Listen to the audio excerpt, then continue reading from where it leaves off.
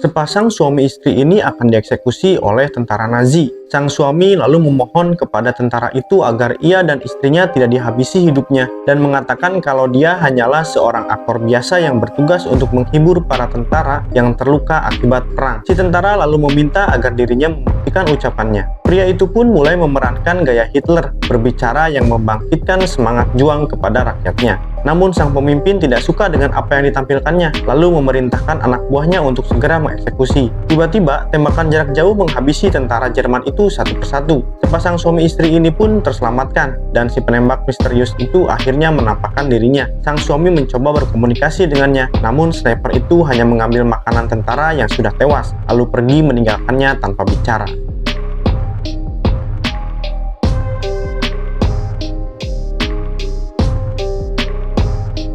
Tentara ini merasa curiga dengan suara yang bersumber dari dalam peti. Saat dibuka, ternyata seorang wanita yang terlihat ketakutan. Namun, perlahan ia pun kembali menutup peti itu. Rupanya, sang komandan mencurigai ada sesuatu di dalam peti tersebut, dan benar saja, dia menemukan seorang wanita. Kemudian, sang komandan mulai menginterogasinya dengan bantuan seorang penerjemah bahasa. Awalnya, sang wanita mengaku kalau rumah itu milik kerabatnya. Akan tetapi, seorang kapten menemukan catatan di seragam militer atas namanya. Kebohongan sang wanita membuat si komandan kecewa, lalu menyerahkan sang wanita agar ditangani oleh bawahannya. Dari luar, terlihat sang wanita digiring keluar rumah dengan wajah sedikit berdarah. Sang wanita pun mengatakan bahwa Tuhan akan menghukum si kapten atas tindakannya. Perkataan sang wanita membuat kapten itu menyerahkan pistolnya kepada seorang penerjemah untuk menghabisinya. Sebenarnya tentara ini sangat kasihan dengan sang wanita, namun perintah harus ia jalankan. Saat ia mulai mengarahkan pistolnya, tiba-tiba sebuah peluru menancap di lehernya dan juga menyerang tentara Nazi lainnya.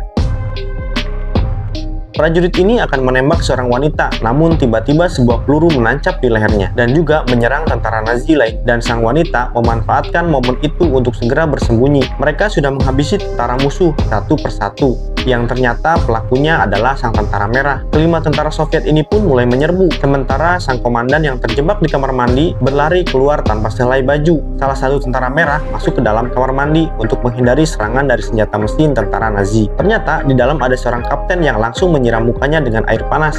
Setelahnya si kapten berlari keluar, namun hidupnya habis secara mengenaskan. Saling tembak pun sempat terhenti karena semua tentara hanya bisa bersembunyi di tempatnya masing-masing. Tentara merah sudah bersiap dengan senapannya dan kini tentara Nazi hanya tersisa 3 orang. Mereka berusaha melarikan diri, namun 2 orang berhasil dihabisi hidupnya, sementara si komandan berhasil meloloskan diri dan menceritakan peristiwa tersebut kepada tentara Jerman yang lainnya. Prajurit ini tiba-tiba terbangun dan langsung mengambil senjatanya. Ternyata prajurit yang satu ini bisa merasakan kedatangan pasukan tentara Nazi dan memberitahu kepada rekan-rekannya, sementara tentara Nazi bergerak dengan cepat mengepung rumah itu. Mereka lalu mulai melancarkan tembakan mortar yang membuat sebagian rumah itu pun menjadi hancur. Beruntung para prajurit ini pun selamat dan segera berusaha melindungi sang wanita dan bayinya dengan menyerang balik tentara musuh. Di saat yang sama, prajurit si hantu merah ini muncul dari belakang tentara Nazi dan menghabisi penembak mortar itu satu persatu, sedangkan sang letnan menahan pergerakan tentara lawan. Namun dia juga kewalahan berusaha membantu, tapi dia malah menjadi korban pertama dari tentara musuh, sementara prajurit yang lainnya mencegah seorang tentara yang melemparkan granat ke dalam rumah itu dan membuat tentara Nazi itu pun berakhir hidupnya. Di tempat lain, seorang prajurit menemukan sebotol minuman dan langsung meneguknya. Sambil sempoyongan, dia mulai menembaki tentara musuh dari jarak dekat, dan tanpa dia sadari, sang komandan muncul menghabisinya.